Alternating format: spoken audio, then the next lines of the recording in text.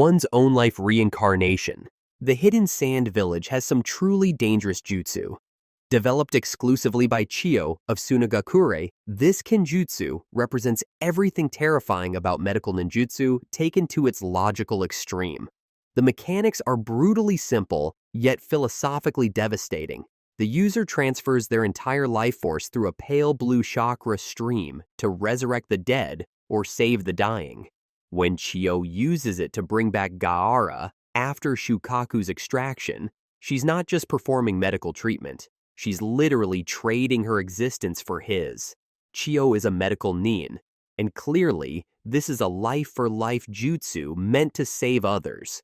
However, it's actually an incomplete technique. Originally, it was researched so that she could give Sasori's puppet versions of his parents the souls of their real counterparts. She developed this jutsu because of Sasori, and also for combat purposes. Chiyo is a puppet master, and she wanted to breathe life into her puppets to enhance their combat abilities. Can you imagine it? Puppet bodies can be replaced. If one puppet gets destroyed, you just transfer the soul into another and keep fighting. Essentially, the Hidden Sand Village could have created an army of puppets as strong as Sakura, or even as powerful as Sasori, since the bodies can be mechanized and vastly superior to normal human bodies. But Sunagakure immediately banned the technique after its creation for humanitarian reasons. It violates the natural order of life and death, manipulating the souls of the dead and forcing them to fight. Similar to Edo Tensei, if Chiyo had truly perfected this jutsu and the Hidden Sand had approved its use, it's possible they could have united the 5 great nations and redrawn the entire world map.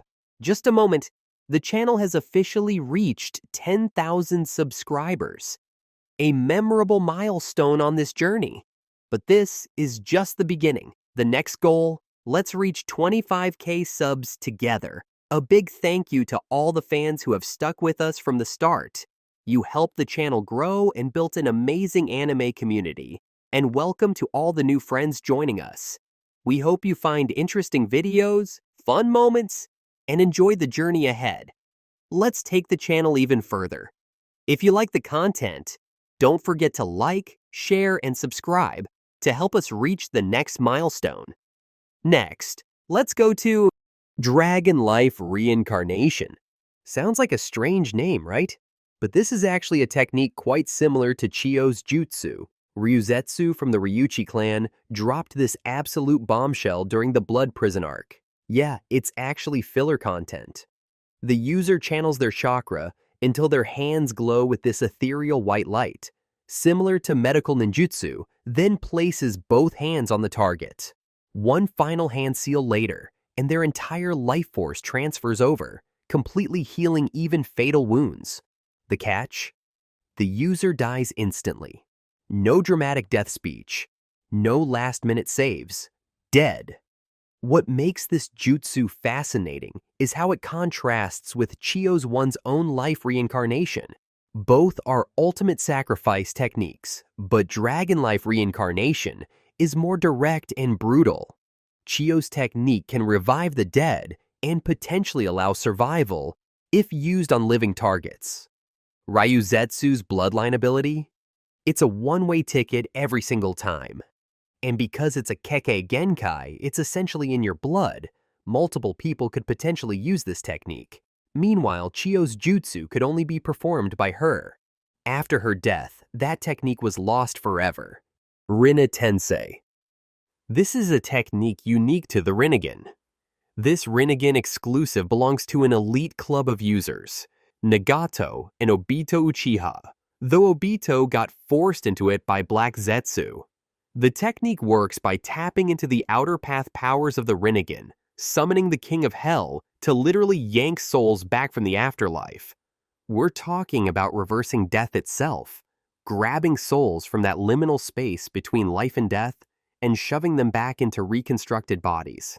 What makes this technique absolutely broken is its versatility. It can mass resurrect an entire village, like Nagato did with Konoha, or transform Edo Tensei zombies into fully living beings without needing the King of Hell.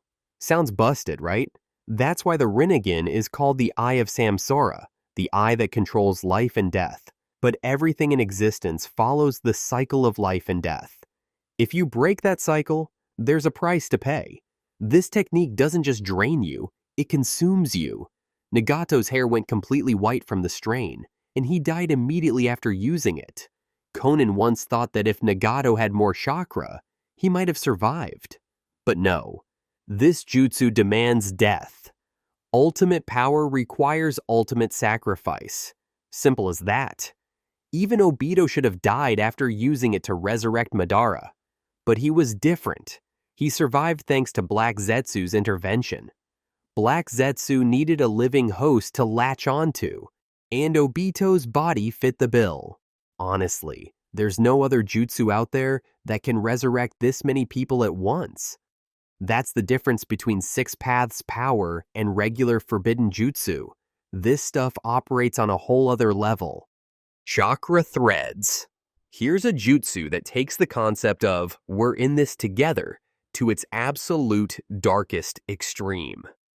The Fuma clan's Chakra Threads isn't just another self-destruction technique, it's basically forcing someone into the world's most twisted marriage contract, where divorce equals death for both parties. The mechanics are deceptively simple, yet absolutely brutal. You create chakra threads that literally connect your heart to your target's heart. Not metaphorically, not symbolically.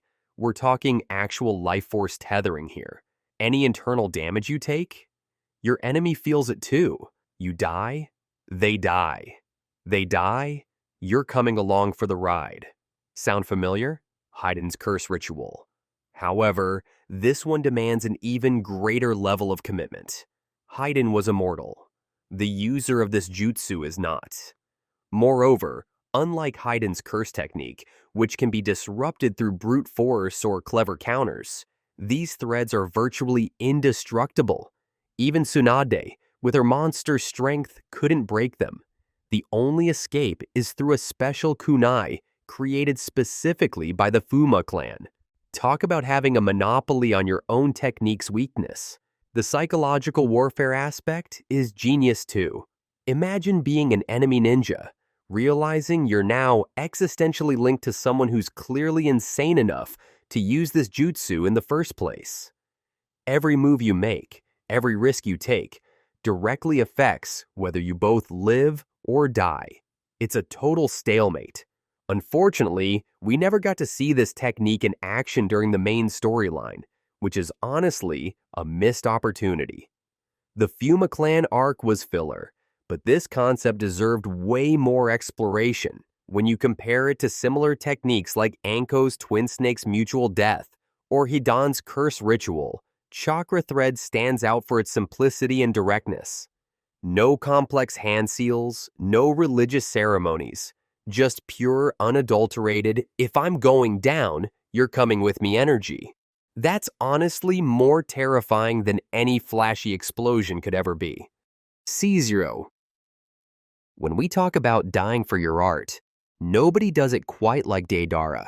His C0 technique is a literal artistic statement written in fire and destruction across a 10-kilometer radius. Here's where things get wild.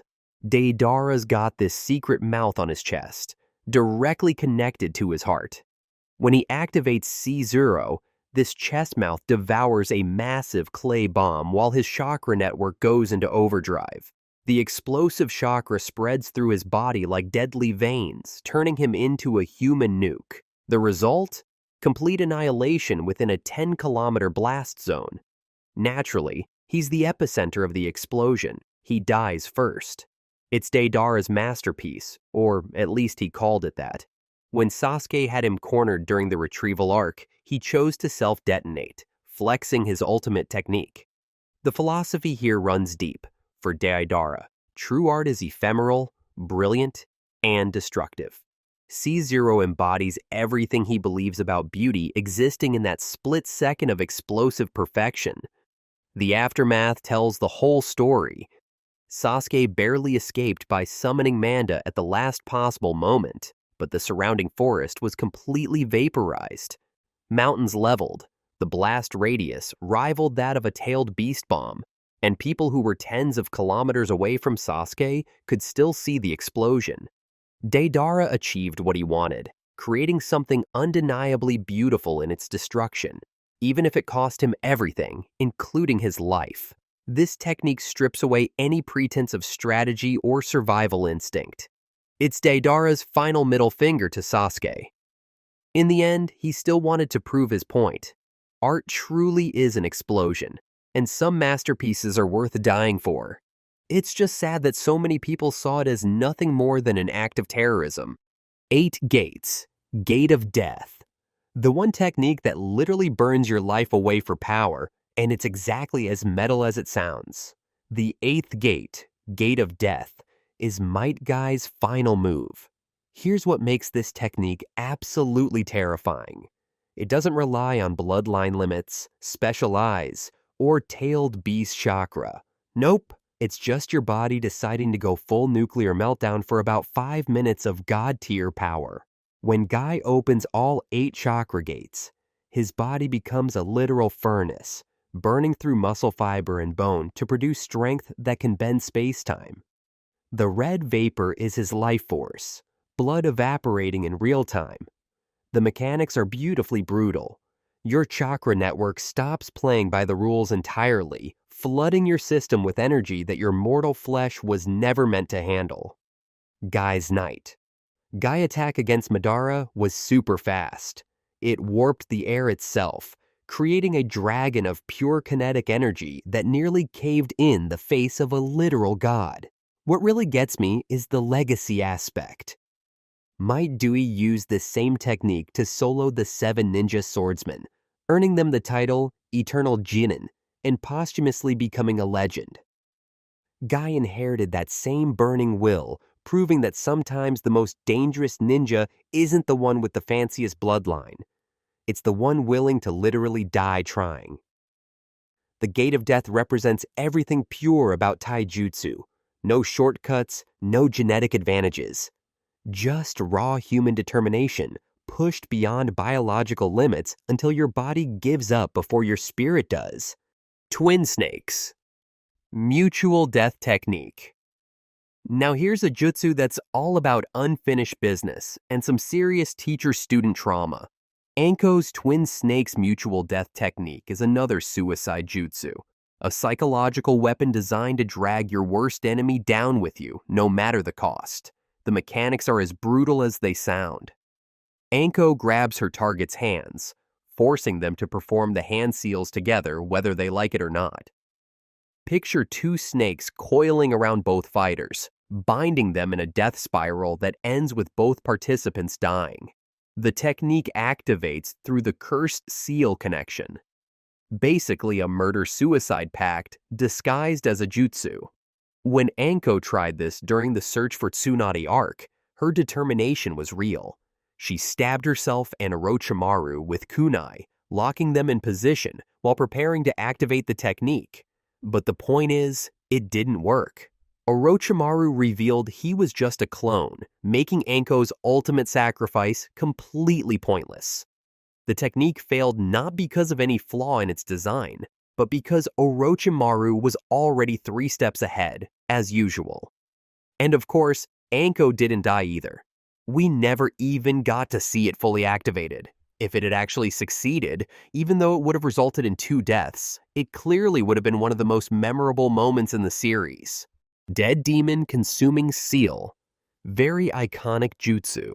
This is a one-way ticket to eternal damnation, and both the 3rd and 4th Hokage knew exactly what they were signing up for. The mechanics are absolutely brutal in their simplicity. You perform the hand seals, summon the literal Shinigami, and watch as your soul gets yanked out of your body. The death god grabs you by the spiritual hair, reaches through your soul, and snatches your target's essence before sealing it inside you, marked by that distinctive spiral on your stomach. Hiruzen had to get up close and personal with his targets, while Minato could pull it off from a distance. Either way, You're dead the moment Shinigami decides dinner time is over. What makes this jutsu truly terrifying isn't just the death sentence, it's the eternal consequences. Your soul doesn't get to rest in peace or move on to whatever afterlife exists in the Naruto universe. Instead, you're trapped forever in the Shinigami's stomach, locked in endless combat with the souls you dragged down with you. Hiruzen used it during the Konoha Crush to stop Orochimaru's rampage, managing to seal away the first and second Hokage's reanimated souls plus Orochimaru's hands. Minato deployed it against the Ninetales, splitting the beast's chakra and saving his newborn son's future. Both situations showcase the ultimate Hokage sacrifice, choosing the village's survival over their own existence. The lasting impact speaks volumes about this jutsu's devastating nature. Orochimaru spent years dealing with useless arms and constant agony, forced to body hop just to function. Meanwhile, both Hokage became legends precisely because they chose mutual destruction over retreat. Reverse 4 symbol sealing. Here's the thing about Danzo's reverse 4 symbol sealing. It's basically the ninja equivalent of setting up a booby trap with your own corpse. The setup is as brilliant as it is morbid. Before dying, Danzo carved the sealing formula directly onto his chest, essentially turning himself into a ticking time bomb. The moment his heart stopped beating, his blood activated 4 symbols that unleashed a massive black sphere around his body. It's like a giant vacuum cleaner. Everything within range gets sucked in and sealed away forever inside his corpse. What makes this jutsu absolutely devastating is its automatic trigger mechanism. Unlike other techniques that require conscious activation, this one goes off whether you want it to or not once you're dead. Danzo wanted to use this technique to take Sasuke down with him, but nope. Obito managed to save Sasuke just in time with his Kamui. The red chili pill. Alright, a lot of people totally forget this technique. I know. Let's talk about Ninja World doping, the red chili pill. The 3 colored pills represent the Akimichi clan's ultimate trump card, but that red one is basically a suicide pill with extra steps. When Choji popped this one, he was converting every ounce of body fat into pure chakra, boosting his power by 100 times. We're talking about transforming from the team's weak link into an absolute unit with butterfly wings made of chakra. The visual alone is insane. This slim version of Choji with ethereal wings? Stunning. But here's the kicker. This transformation is essentially fatal. The pill burns through his body so aggressively that survival becomes a medical miracle. The human internal organs aren't built to handle that kind of metabolic chaos. It's like squeezing every last drop out of your body for 10 minutes of glory. You're basically accepting total internal destruction and collapse in exchange for raw power. The fact that Choji survived thanks to Tsunade's medical expertise and some Nara clan antidotes doesn't diminish the impact. Later, when he mastered calorie control and could access butterfly mode without the pills, it felt earned, because we'd seen him literally bet his life to get stronger. Water prison suicide technique. This jutsu is a bit different. It's not a technique that kills the user, but one the user employs to commit suicide. Picture this. You're one of the most feared members of Akatsuki. You've just been defeated by Might Guy in what was arguably one of the best taijutsu fights in the series, and now you're captured. What do? Most villains would either try to escape or spill information to save their skin. Not Kisame. This absolute unit decided to turn his signature water prison technique into the most brutal suicide method imaginable. The mechanics are as brilliant as they are horrifying. Kisame traps himself inside his own water prison, the same technique he'd used to torture countless enemies, and then summons 3 sharks inside the confined space. They're his own summoned creatures, turning his greatest allies into instruments of his own destruction. The water restricts movement while the sharks systematically tear him apart. It's poetic in the darkest way possible. While Aoba Yamashiro was ready to dive into his memories and extract every Akatsuki secret, Kisame essentially said, "Not today," and took those secrets to his grave. But here's the kicker. He simultaneously managed to send crucial intelligence about Naruto and Killer Bee to his organization through another shark. The aftermath speaks volumes about Kisame character development. Even Samahada, his bloodthirsty sword that had betrayed him earlier, shed tears for its former master. Might Guy, the man who defeated him, showed genuine respect and promised to remember Kisame's name. That's when you know a villain transcended typical antagonist territory and became something more complex. This technique perfectly encapsulates what made Kisame special among Akatsuki members. While others had grand philosophical motivations or personal vendettas, Kisame's loyalty was pure and unwavering. His suicide wasn't born from desperation or madness. It was a calculated, honorable decision that protected his comrades while maintaining his dignity as a shinobi. Alright, that's it for today. Thanks for watching, and we'll see you next time.